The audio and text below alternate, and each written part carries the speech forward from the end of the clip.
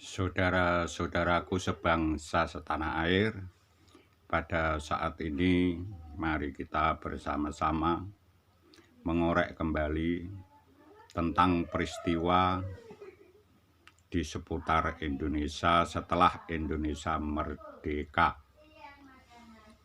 Karena Indonesia negara kita ini adalah negara republik yang di sistem pemerintahannya adalah pemerintahan kedaulatan di tangan rakyat, mengutamakan hal politik karena politik itulah yang akan bisa membawa kesejahteraan atau suatu kemajuan bangsa. Namun saudara-saudaraku, pada waktu itu bangsa kita setelah merdeka belum lama, jadi di dalam berdemokrasi atau berpolitik masih terlalu kekanak-kanakan ya, masih terlalu muda, masih terlalu belum dewasa, sehingga banyak terjadi peristiwa demi peristiwa yang telah yaitu terjadi di seputar Indonesia ini setelah mencapai suatu kemerdekaan. Seperti halnya perlu kita jelaskan pada hari ini, saudara-saudara sebangsa setanah air, pemberontakan demi pemberontakan yang terjadi itu jelas akan timbul ya, mengakibatkan penderitaan rakyat yang teramat sangat, korban berjatuhan dari kedua belah pihak karena mempertahankan prinsip demi masa depan bangsa dan negara ini. Seperti contoh pada saat ini, mari kita bersama-sama membongkar tentang peristiwa pemberontakan PRRI. Di situ kepanjangannya Pemerintahan Revolusioner Republik Indonesia.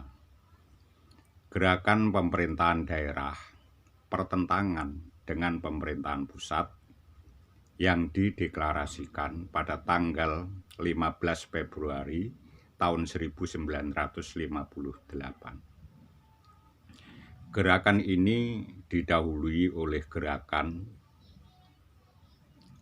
ultimatum piagam perjuangan untuk penyelamatan negara yang dipimpin oleh Letnan Kolonel Ahmad Hussein. Gerakan ini disambut dari wilayah Sulawesi Utara, Sulawesi Selatan pada 17 Februari 1958. Kawasan ini mendukung PRRI. Konflik ini lebih mengarah pemberlakuan otonomi daerah lebih luas, jadi bukan pembentukan negara baru, merupakan protes bagaimana konstitusi dijalankan. Ini pemberontakan PRRI yang ada di Padang, di Sumatera Barat pusatnya. Nah, terus yang kedua kalinya kita akan membicarakan juga tentang pemberontakan Premesta.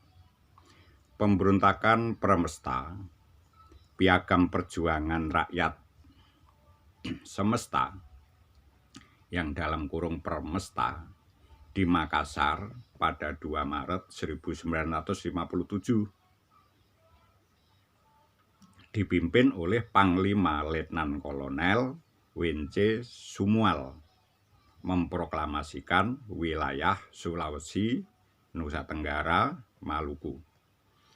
Perjuangan Premesta ini adalah perjuangan gerakan militer di Indonesia bagian timur.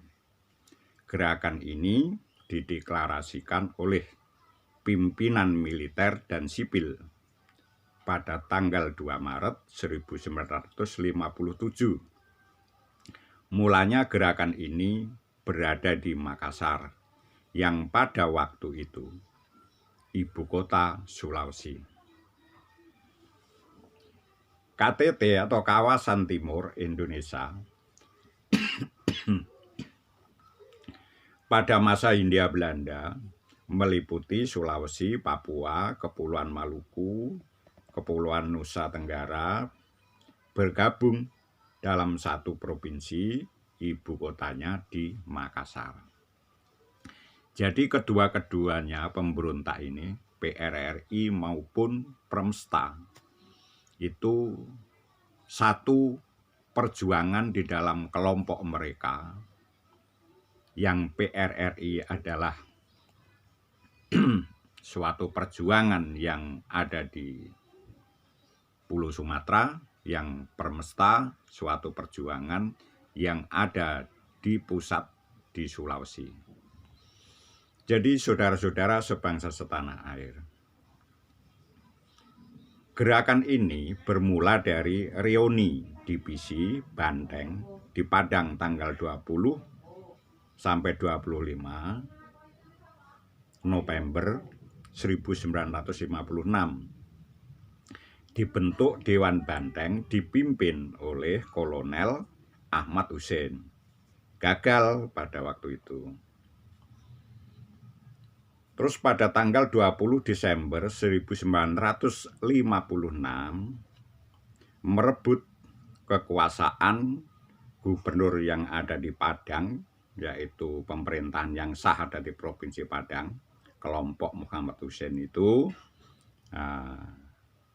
sehingga dari Ruslan Mulyoharjo pada waktu itu yang menguasai sebagai gubernur yang ada di Padang, sehingga direbut oleh kelompok Kolonel Hussein, Muhammad Hussein atau Ahmad Hussein itu diduduki sehingga dijadikan ibu kota pusat daripada PRRI. Dewan Banteng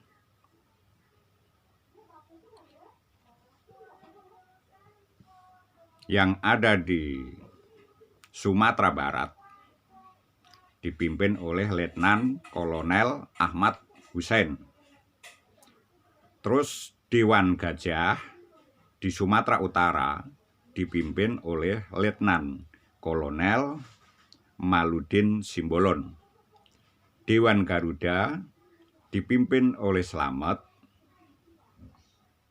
yang ada di Sumatera bagian selatan. Dewan Garuda yang ada di Sumatera Selatan dipimpin oleh Letnan Kolonel R. Barlian. Yang keempat, Dewan Manguni Sulawesi Utara dipimpin oleh Letnan Kolonel Wince Sumual. Pada September 1957, Musyawarah Nasional mengadakan Musyawarah Nasional November sampai November 1957, Musyawarah Pembangunan untuk menyelesaikan pembangunan di daerah secara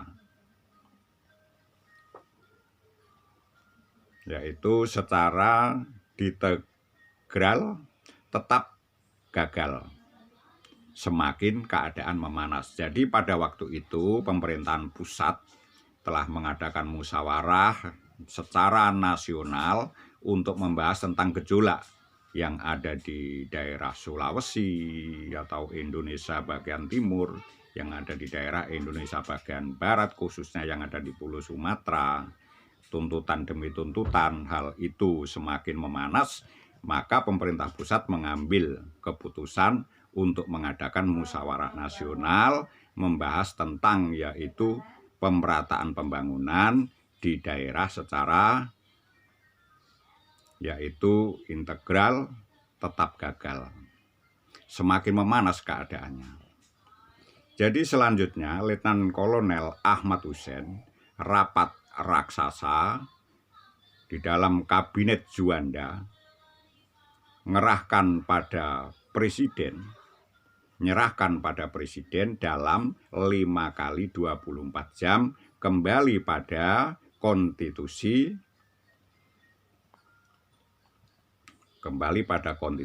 namun tidak digubris oleh pusat. Jadi saudara-saudara sebangsa setanah air, peristiwa itu bermula tuntutan dari daerah-daerah itu supaya mencabut kabinet Juanda diserahkan kembali kepada presiden dalam waktu 5 kali 24 jam kembali pada konstitusi. Namun tidak digubris oleh pusat. Nah, maksudnya kabinet Juanda itu adalah di situ ada campur tangan dengan Partai Komunis, yaitu Partai Komunis Indonesia. Nah, sementara para letnan kolonel yang ada di luar Jawa ini adalah anti kepada komunis itu.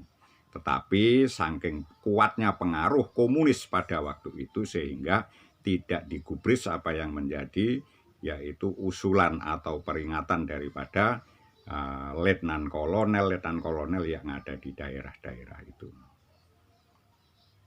Maka keadaannya semakin memanas. Letnan Kolonel Ahmad Husin, rapat raksasa ya kabinet Juanda harus menyerahkan pada presiden. Nah, itu penegasannya. Tetapi di situ tidak digubris oleh pusat sehingga pada tanggal 15 Februari 1958 Ahmad Husin mendirikan pemerintahan revolusioner Republik Indonesia yang berpusat di Padang. Nah, itu awal permulaannya saudara sekalian, sehingga di situ membentuk kabinet-kabinetnya secara lengkap seperti pemerintahan tandingan daripada pemerintahan pusat. Pemerintah bertindak tegas hal ini.